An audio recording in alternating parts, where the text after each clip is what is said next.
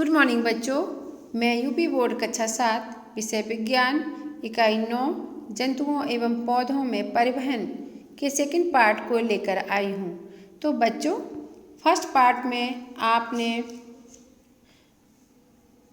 रक्त और रक्त कणिकाओं के बारे में पढ़ा। रक्त कणिकाओं जैसे आरबीसी, डब्ल्यूबीसी, प्लेटलेट्स के बारे में पढ़ा और उनके कार्यों के बारे में पढ़ा। तो देखिए, अब इस सेकंड पार्ट में रुधिर प्लेटलेट्स के कार्य के बारे में देखिए क्या है और इनकी संरचना। तो बच्चों, सबसे पहले इनकी संरचना, प्लेटलेट्स की संरचना देखिए। संरचना कैसी है? रुधिर प्लेटलेट्स की संरचना भी अलग अलग आकार की होती है। इनके शेप अलग अलग आकार के होते हैं। देखिए बच्चों, इनके कार्य, रुधिर प्लेटलेट्स रुधिर का थक्का जमने में मदद करते हैं, जो चोट लगने के कारण लगातार होने वाले रुधिर बहाव को नियंत्रित करने में सहायक होते हैं। कुछ और भी जानिए बच्चों। इसके अलावा ये जो पॉइंट हैं वो ऊपर पढ़ाए हुए टॉपिक पर आधारित हैं। बहुत ही इम्पोर्टेंट पॉइंट है। नंबर 1, पुरुषों के 1 घन मिलीमीटर रक्त में आरबीसी की संख्या 55 लाख। पुरुषों के 1 घन मिलीमीटर रक्त में आरबीसी की संख्या 55 लाख, स्त्रियों में 45 से 50 लाख होती है। नेक्स्ट, मनुष्य के 1 घन मिलीमीटर रक्त में डब्ल्यूबीसी की संख्या 5000 से 9000 तक होती है।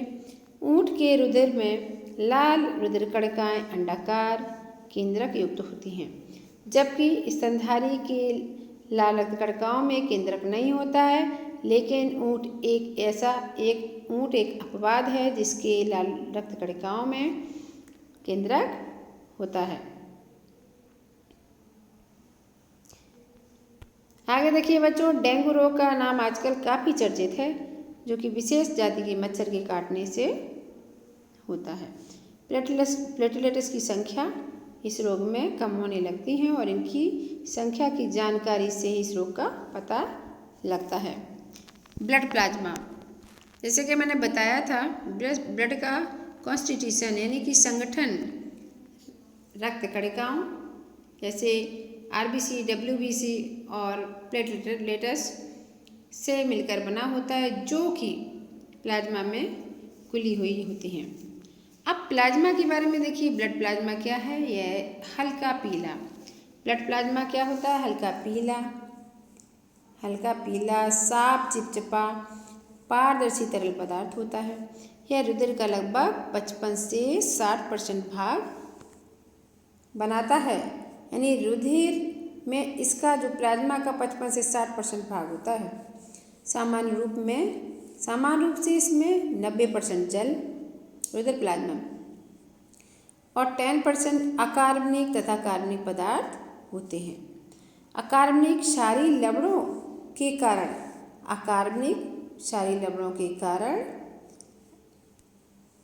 रुधिर प्लाज्मा कैसा होता है? क्षारीय। अकार्बनिक क्षारीय लवणों के कारण रुधिर प्लाज्मा क्षारीय होता है। और कार्बनिक पदार्थ कौन कौन से होते हैं? जैसे प्रोटीन, ग्लूकोज, वसाम्ल, हार्मोन्स, ये सब क्या है?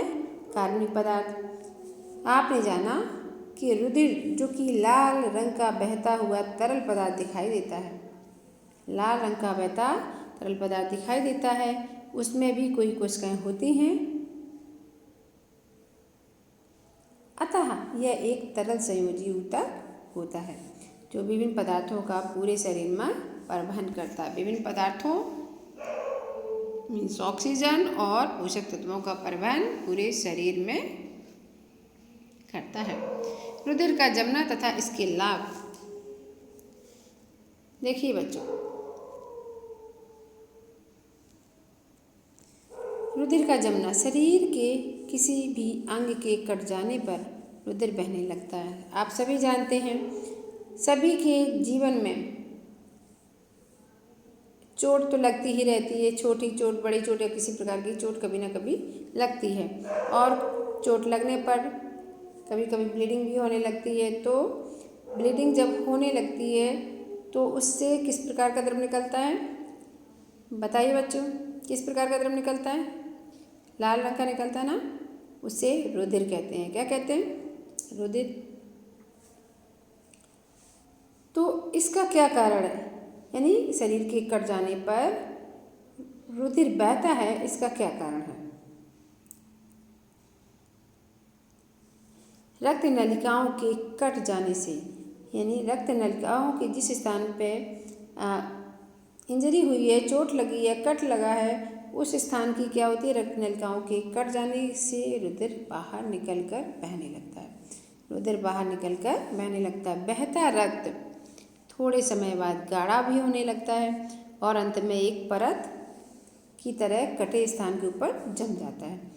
परंतु दुर्घटनाओं की स्थिति में जब रक्त का बहाव ज़्यादा होता है तब रुधिर जमने की प्रक्रिया नहीं हो पाती है, जिससे निरंतर रक्त बहने की स्थिति में मृत्यु की संभावना भी बढ़ जाती है। रुधिर कैसे जम जाता है? देखिए बच्चों, जो चोट अभी आपने देखा, चोट लगने पर रक्त बहता है और थोड़ी देर बाद वो गाढ़ा होकर जमने भी लगता है।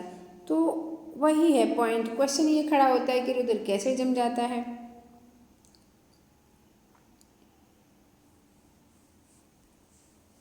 रुधिर का जमना एक रासायनिक क्रिया है। रुधिर जमने की संपूर्ण प्रक्रिया विभिन्न चरणों में पूरी होती है।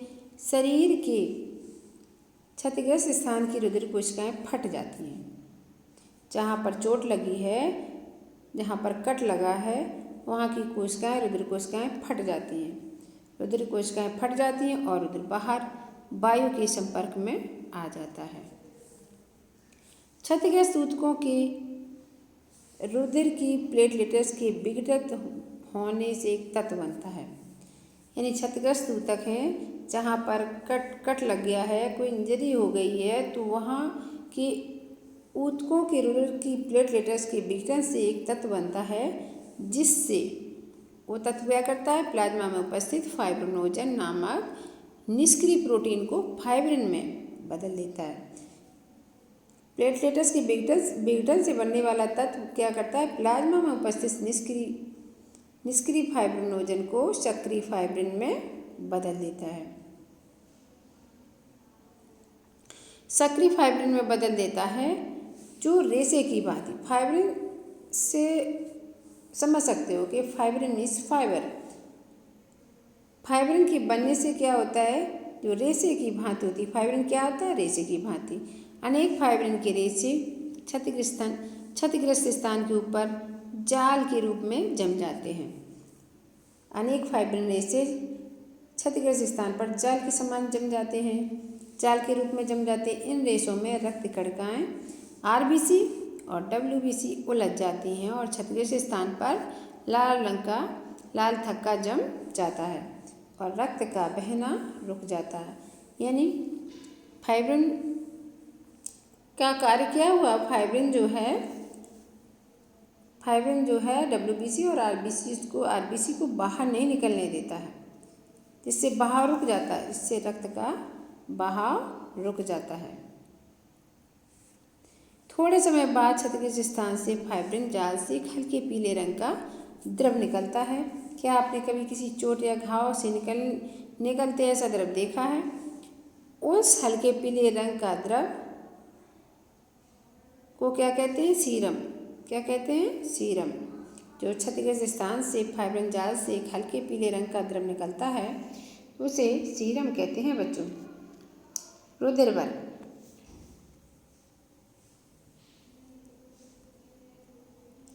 क्या है? शरीर में रक्त की कमी होने पर घायल या ऑपरेशन के समय डॉक्टर क्या करता है? डॉक्टर घायल के शरीर में रक्त चढ़ाता है। इसके लिए पहले डॉक्टर रक्त देने वाले की रुधिर की जानकारी करते हैं, यानी जिसे रक्त देना है उसकी जानकारी, उसके ब्लड ग्रुप की जानकारी करते हैं। इस संबंध में सबसे पहले कार्ल लैंडस्टीनर ने 1868 से 1943 में क्या किया? कॉल लैंडस्टीनर नामक वैज्ञानिक की खोज के फलस्वरूप पता चला कि रुधिर देने वाले तथा लेने वाले व्यक्ति का रक्त वर्ग समान होना चाहिए। यानी कॉल लैंडस्टीनर नाम के वैज्ञानिक की खोज के बाद पता चला कि रुधिर आदान प्रदान में देने और लेने वाले व्यक्ति का रक्त समूह बराबर एक जैसा होना चाहिए, एक जैसा होना चाहिए। यदि दोनों के रुधिर वर्ग समान नहीं हैं तो रक्त देने वाला दाता का रक्त लेने वाले ग्राही के रक्त में पहुंचकर रुधिर का थक्का बना देता है। दोनों का ब्लड ग्रुप समान है तो कोई प्रॉब्लम नहीं। अगर ब्लड ग्रुप समान नहीं है तो लेने वाले व्यक्ति का ब्लड जो है जम जाएगा। अगर देने वाले और लेने वाले का ब्लड ग्रुप अलग अलग है तो लेने वाले व्यक्ति का ब्लड जो है जम जाएगा। ऐसा व्यक्ति जिसका ब्लड ग्रुप अलग है, समान नहीं है, तो ऐसे व्यक्ति का रुधिर चढ़ाने पर लेने वाले व्यक्ति का ब्लड जम जाएगा, जिससे रुधिर प्रवाह रुक जाता है। इस अवस्था में ग्राही की मृत्यु भी हो जाती है। आखिर ऐसा क्यों होता है? प्रत्येक व्यक्ति के रक्त में आखिर क्या अंतर होता है? आगे देखिए बच्चों, अलग अलग रक्त समूह के व्यक्तियों के मध्य में आदान प्रदान क्यों नहीं होता? अगर ऐसा करने से रक्त थक्का जम जाता है, रक्त का थक्का जम जाता है। आखिर रक्त में क्या अंतर होता है ये देखिए बच्चों। उपयुक्त खोज में बताया गया कि मनुष्य के रुधिर में 2 प्रकार के प्रोटीन पदार्थ पाए जाते हैं, प्रतिजन तथा प्रतिरक्षी। क्या? प्रतिजन और प्रतिरक्षी। प्रतिजन लाल रुधिर कणिकाओं की प्लाज्मा मेम्ब्रेन की बाहरी सतह पर होते हैं। प्रतिजन लाल रुधिर कणिकाओं की प्लाज्मा मेम्ब्रेन की बाहरी सतह पर होते हैं। ये 2 प्रकार के होते हैं। प्रतिजन ए यानी प्रतिजन एंटीजन। प्रतिजन को क्या कहते हैं? एंटीजन। एंटीजन ए तथा एंटीजन बी, कैपिटल ए और कैपिटल बी। प्रतिजन के लिए बड़ा अक्षर ए और बी संकेत के रूप में प्रयोग करते हैं। प्रतिजन रुधिर की प्लाज्मा में। अब प्रतिरक्षी की बात हो रही है। प्रतिरक्षी क्या है? एंटीबॉडी कहते हैं। ये प्लाज्मा में पाए जाते हैं। एंटीबॉडी कहाँ पाए जाते हैं? प्लाज्मा में। ये भी 2 प्रकार के होते हैं। और एंटीबॉडी स्मॉल ए और एंटीबॉडी स्मॉल बी। आगे देखिए बच्चों, खोज के आधार पर कॉल लैंडस्टीनर ने बताया कि लाल रुधिर कणिकाओं में पाए जाने वाले प्रतिजन एंटीजन के आधार पर मनुष्य के रक्त को 4 वर्गों में बांटा गया। वो हैं ये रक्त समूह ए, बी, ए बी और ओ, यानी ए बी, ए बी तथा ओ। आप देखिए तालिका 9.1 में देखिए रुधिर वर्ग ए। रुधिर वर्ग ए में एंटीजन्स ए है और एंटीबॉडी स्मॉल बी। रुधिर वर्ग बी में एंटीजन बी और एंटीबॉडी स्मॉल ए। रुधिर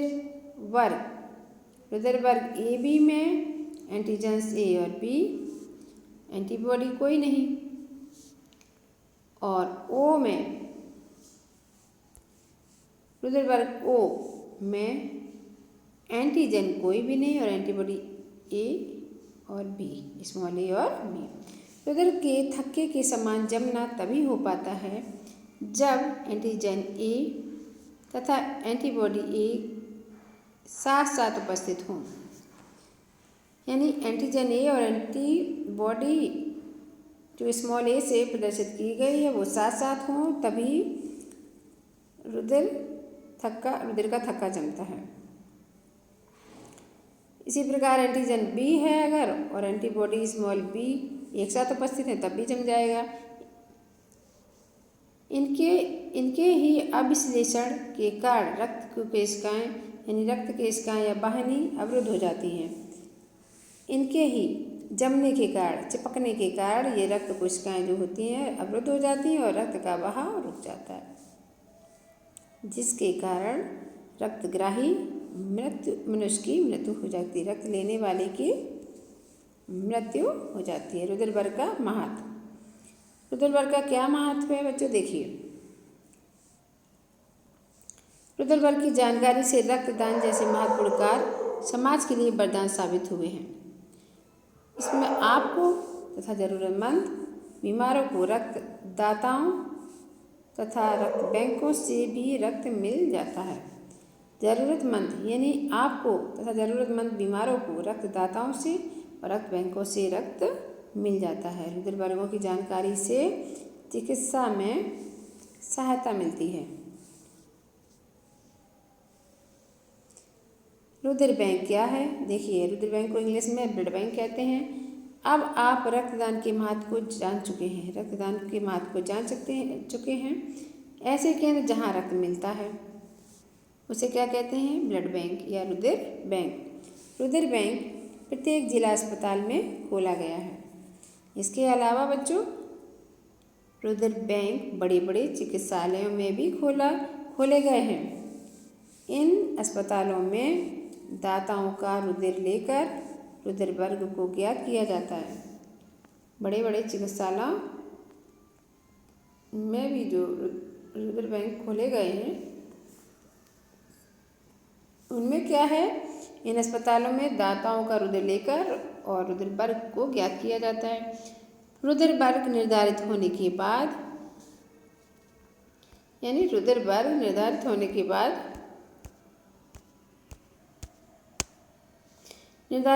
बाद रक्त को आधुनिक उपकरण एवं विधियों द्वारा 4.5 डिग्री सेल्सियस या 40 डिग्री फ़ारेनहाइट पर कांच की या प्लास्टिक की वायुरत बोतलों में सुरक्षित रखा जाता है। रुधिर को रुधिर बैंक में संरक्षित रखने के लिए उसमें सोडियम सिट्रेट मिलाते हैं, सोडियम साइट्रेट मिलाया जाता है। इस प्रकार संरक्षित रुधिर लगभग 30 दिन तक सुरक्षित रहता है। कितने दिन तक, 30 दिन तक। अब आवश्यकता पड़ने पर इस रुधिर को घायल या रोगी व्यक्ति के रुधिर वर्ग से मिलान करने के बाद चढ़ाया जाता है।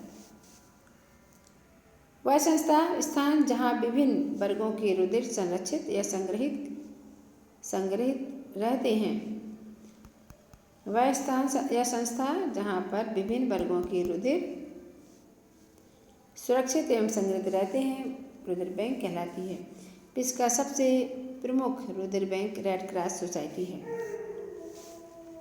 तो बच्चों विश्व का सबसे प्रमुख रुधिर बैंक कौन सा है, रेड क्रॉस सोसाइटी। आगे देखिए बच्चों, रक्त का आदान एवं रक्तदान क्यों।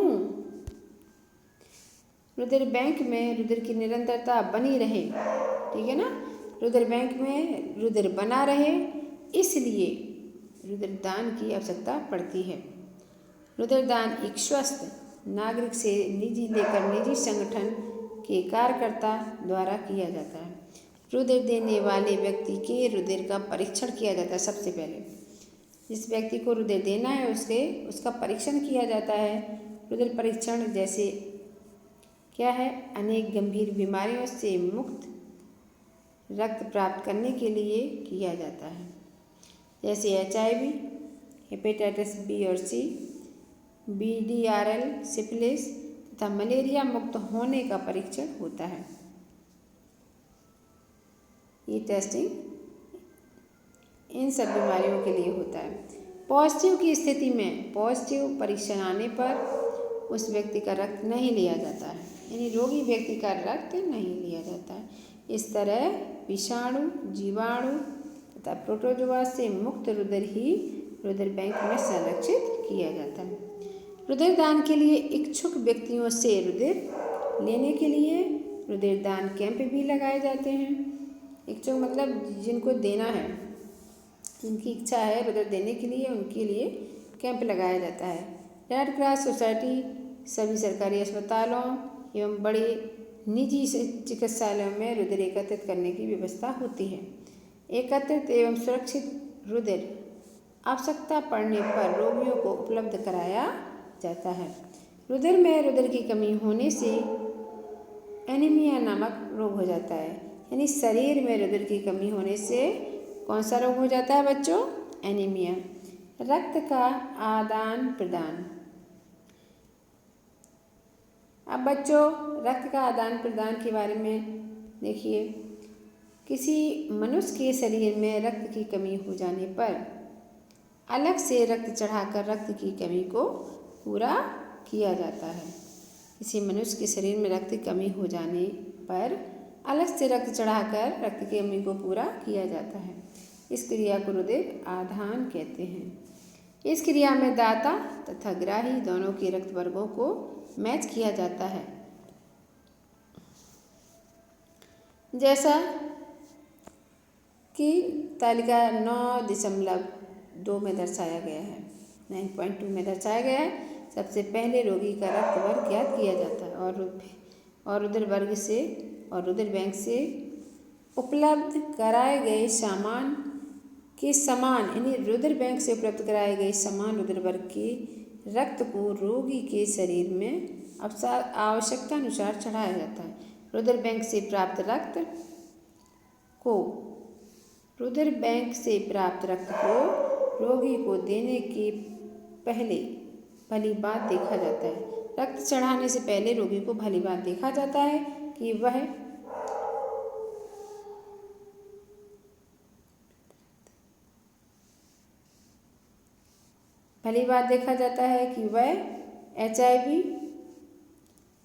HIV मुक्त है। आजकल परिरक्षित रक्त की बोतलों में HIV मुक्त होने का प्रमाण भी लिखा रहता है। इसके अतिरिक्त रक्त जीवाणुओं, प्रोटोजोआ एवं कवकों से मुक्त होना चाहिए। ऐसा रक्त ही रोगी के शरीर में डॉक्टर की देखरेख में चढ़ाया जाना चाहिए। रुधिर देने वाले को दाता और रुधिर प्राप्त करने वाले को ग्राही कहते हैं। आगे देखिए बच्चों, रुधिर वर्ग ओ सर्वदाता। रुधिर वर्ग ओ जो है सर्वदाता कहलाता है। क्या कहलाता है? सर्वदाता। और ये भी सर्वग्राही। ये भी जो है सर्वग्राही कहलाता है। क्या कहलाता है? सर्वग्राही रुधिर आदान के लिए समवर्गीय व्यक्तियों का चयन करना चाहिए।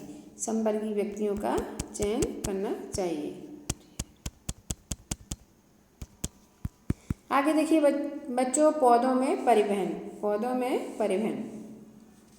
आपने पौधों को पानी डाला ही होगा या किसी को पानी डालते देखा होगा। किसी मुरझाए हुए पौधे को जब पानी देते हैं तो कुछ देर बाद उसकी पत्तियां हरी और तथा ताज़ी दिखाई देने लगती हैं बच्चों। ये जल जड़ों से पत्तियों तक कैसे पहुंचता है? यानी जड़ों के द्वारा ही पौधे पानी को अवशोषित करते हैं। तो क्वेश्चन ये है कि जड़ों से पत्तियों तक पानी कैसे पहुंचता है? पत्तियों में प्रकाश संश्लेषण की क्रिया से भोजन पौधे के विभिन्न भागों तक कैसे पहुंचता है? क्वेश्चन नंबर 1 है कि जड़ों द्वारा अवशोषित किए हुए पानी को पत्तियों तक कैसे पहुंचता है? जड़ों द्वारा अवशोषित पानी पत्तियों तक कैसे पहुंचता है? क्वेश्चन नंबर 2 है कि पत्तियों में प्रकाश संश्लेषण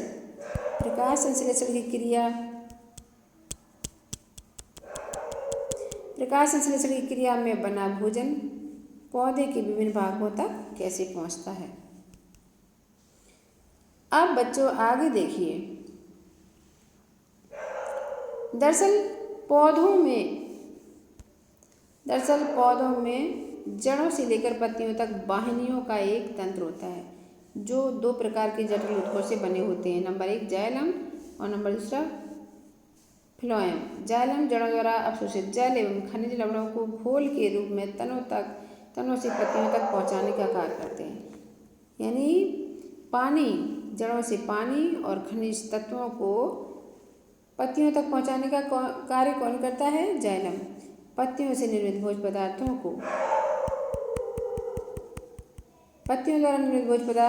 को जड़ों तक पहुंचाने का कार्य कौन करता है? यानी पूरे पौधे में पहुंचाने का कार्य कौन करता है? फ्लोएम। यानी फ्लोएम जो है पत्तियों द्वारा बने भोज्य पदार्थ को पूरे पेड़ के पूरे भागों में, सभी भागों में पहुंचाने का कार्य करते हैं। हमने सीखा